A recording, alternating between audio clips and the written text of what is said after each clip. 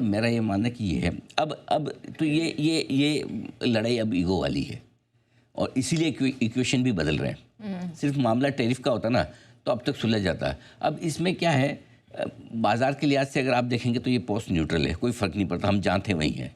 लेकिन अगर positive side पे आप देखें 2 दिनों के डेवलपमेंट, तो भारत ग्लोबली बड़ा मजबूत हुआ है। करेक्ट। क्योंकि अमेरिका के सामने हमें ताकत मिली है, जापान से मिली, चीन से मिली, रशिया से मिली है। नेगेटिव साइड पे देखें तो क्लियर कट है कि अब ये टैरिफ का मुद्दा जल्दी सुलझने वाला नहीं है। ये एक जो अलग ग्रुप बन रहा है जो 40% पॉपुलेशन दुनिया की कंट्रोल करता है, SCO, और सामने एक अमेरिका है, ठीक है। तो अब इसका मतलब ये जल्दी से सुलझ, अगर मामला ईगो का है तो जल्दी से नहीं सुलझेगा। मामला सिर्फ टैरिफ का होता तो सुलझ जाता।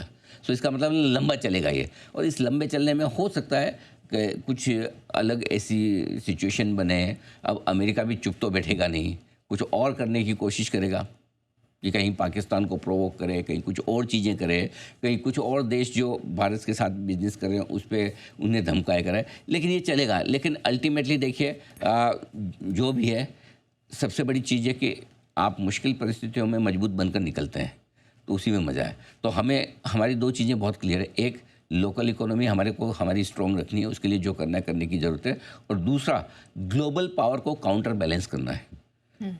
अगर अमेरिका साथ नहीं है तो धीरे धीरे, अभी तक ये पूरा मामला रूस और एशिया में हुआ है, अब हो सकता है मोदी जी धीमे धीमे यूरोप तक ले जाएंगे और लोगों को समझाएंगे कि देखिए भाई ट्रम्प क्या कर रहे हैं और क्यों कर रहे हैं।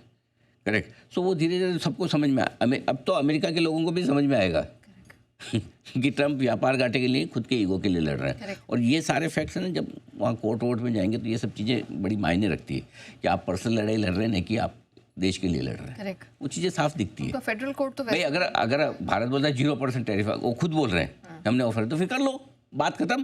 करेक्ट। हाँ, आई एम श्योर कि भारत ने 0% टैरिफ नहीं बोला होगा। हाँ, बोले अगर 0 हम लगाएंगे तो आप भी 0 करो, वो तो वैसा वाला मामला। बट एनीवे, कुल मिला के इंटरेस्टिंग हो रहा है मामला, आगे मजा आएगा। देखिए एकाएक प्रेशर बना है, एक्सपायरी एक्शन है। देखिए ऐसा कोई खास बड़ा कारण तो नज़र नहीं आता जिसकी वजह से कि अचानक से बाजार गिरे। ऐसा कोई स्टेटमेंट न ट्रम्प की तरफ से न कहीं और से, कहीं कोई ऐसी कोई ख़राब खबर वो भी नहीं। सो कुल मिलाकर यही कि एक्सपायरी के एक्शन से ज़्यादा मैं ये कहूँगा कि शायद यही है कि ऊपरी स्तरों पर आपने आज पहले 100 दिनों के DMA को पार किया, फिर 100 दिनों के EMA 24,700 के करीब पहुँचे, 750 का हाई बनाया और वहाँ से थोड़ी सी प्रॉफिट बुकिंग आती दिखी। तो कारण एक्चुअली देखा जाए खबर से ढूंढने जाएंगे आपको नहीं मिलेगा, कोशिश भी मत कीजिए। कारण एक ही है, वो है FIs की बिकवाली। सुबह भी हम बात कर रहे थे, FIs मजबूरी वाली खरीदारी कर रहे हैं, मजबूती वाली नहीं। शॉर्ट कवरिंग उनके इंडेक्स में कहीं नजर नहीं आ रही, थोड़ी बहुत स्टॉक फ्यूचर्स में उन्होंने शॉर्ट कवरिंग की है।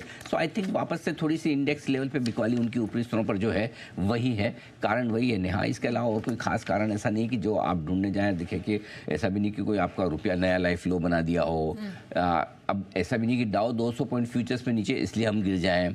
आई डोंट थिंक, मेरे मतलब गिरने का ऐसा कोई विशेष कारण ढूंढने जाएंगे कुछ नहीं, सिर्फ इतना ही है कि एक अच्छी रिकवरी 2 दिनों में आपकी होगी, ऊपर के थोड़े इंपॉर्टेंट लेवल के आसपास पहुंचे, वहां से फिर सेल की प्रॉफिट बुकिंग, दैट्स इट। ठीक है। जैसा कि कल की तेजी भारतीय बाजारों में देखने को मिल रही थी और कई लोग बात करते हुए भी नज़र आ रहे थे कि भारतीय बाजारों में अब तेज़ी का सिलसिला चालू हो गया है, लेकिन एक दिन की तेज़ी से ऐसा बदलता हुआ नज़र नहीं आएगा।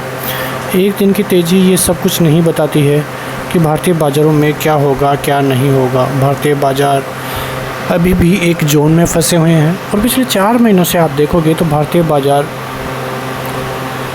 एक रेंज में ही है। 24,450 24,500 से लेके 25,200 की ये 600 पॉइंट 700 पॉइंट के रेंज भारतीय बाज़ारों में पिछले 4 महीनों से चलती हुई नज़र आ रही है।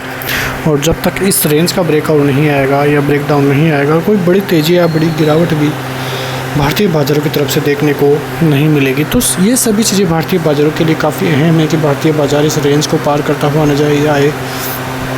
और कई चीज़ें जो भारतीय बाज़ारों के लिए अभी चलती हुई नज़र आ रही है, भारतीय इकोनॉमी के लिए चलती हुई नज़र आ रही है, वहाँ से कोई भी पॉजिटिविटी के संकेत तो मिलते हुए नज़र नहीं आ रहे हैं।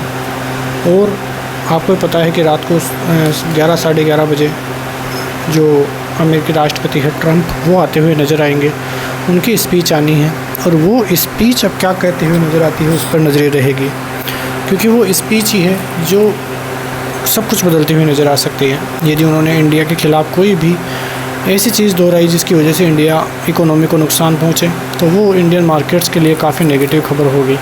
और जैसा कि लगता हुआ नज़र यहीं आ रहा है कि भारतीय बाज़ारों में कल गैप डाउन भी देखने को मिले तो भी कोई बड़ी बात नहीं है, क्योंकि आप देखें कि सेकंड हाफ में जिस प्रकार की गिरावट हुई है वो गिरावट भारतीय बाज़ारों के लिए काफ़ी नेगेटिव साबित हुई है। और ये गिरावट दर्शाती है कि भारतीय बाज़ार अभी भी एक सिचुएशनशिप में फंसे हुए हैं। आप यहाँ पे देखो तो निफ्टी जहाँ पे करीब 50 पॉइंट की गिरावट, जहाँ पे निफ्टी करीब 24,750 के लगभग चलता हुआ नज़र आ रहा था। बैंक निफ्टी की बात करें तो बैंक निफ्टी 54,000 से ऊपर ट्रेड करता हुआ नज़र आ रहा था। दोनों में गिरावट देखने को मिली। और यहाँ पे आप कल के लिए लेवर्स की भी चर्चा करोगे तो आपको साफ साफ निफ्टी में दिखता हुआ नज़र आएगा कि निफ्टी फ़िलहाल तो 24,580 के लगभग देखने को मिल रहा है। लेकिन यदि अब गिरावट हुई तो आप देख सकते हैं कि किस प्रकार से देखने को मिलेगी। 24,500 का लेवल तोड़ते ही आपको 24,464, 24,418 और यदि 24,418, 420 का लेवल भी टूटता है तो 24,350, 24,200 तक के टारगेट भी आपको देखने को मिले तो भी कोई बड़ी बात नहीं है। ऊपर की तरफ 24,650, 24,750, इन दोनों जोनों के जब तक ऊपर बाज़ार नहीं जाएगा तब तक कोई बड़ी तेज़ी देखने वाली नहीं है। और ये जोन जो कि काफ़ी इम्पोर्टेंट जोन भी साबित हो सकता है। बाज़ार यदि 24,750 के ऊपर जाता है तो बाज़ार आपको फिर 25,000 की रेंज दिखाता हुआ नज़र आएगा। फ़िलहाल आप देखोगे तो भारतीय बाज़ारों की तरफ से ऐसी कोई खबर देखने को नहीं मिल रही है जिसकी वजह से कोई बड़ी गिरावट आई, और ख़बर ऐसी भी नहीं है जिसकी वजह से भारतीय बाज़ारों में कोई बड़ा रिवर्सल या बड़ी तेज़ी देखने को मिले। फ़िलहाल भारतीय बाज़ार एक FIIs की गिरावट की गिरफ्त में आते हुए नज़र आ रहे हैं। FIIs की सेलिंग के बीच में भारतीय बाज़ारों की गिरावट होना, ये थोड़ा नेगेटिव पॉइंट भारतीय बाज़ारों के लिए साबित हो रहा है। कई स्टॉक्स में तेज़ी देखने को मिली लेकिन वो तेज़ी इतनी असरदार नहीं रही और फिर से वो गिरावट में बदलती हुई नज़र आई। रिलायंस जहाँ पे 2% से ज़्यादा की तेज़ी देखने को मिल रही थी लेकिन पूरी गिरावट धराशायी होती हुई नज़र आई। तो कल का दिन काफ़ी इंपॉर्टेंट रहता हुआ नज़र आएगा। गिरावट में बैंक निफ्टी अभी लीड करता हुआ नज़र आ रहा है, लेकिन अब हालात सुधरेंगे तो फिर तेज़ी भी उसी प्रकार से देखने को मिलेगी। तो ये सभी चीज़ें कल के बाज़ार के लिए काफ़ी इंपॉर्टेंट रहती हुई नज़र आएगी। फ़िलहाल मिलते हैं नेक्स्ट वीडियो में, तब तक के लिए जय हिंद।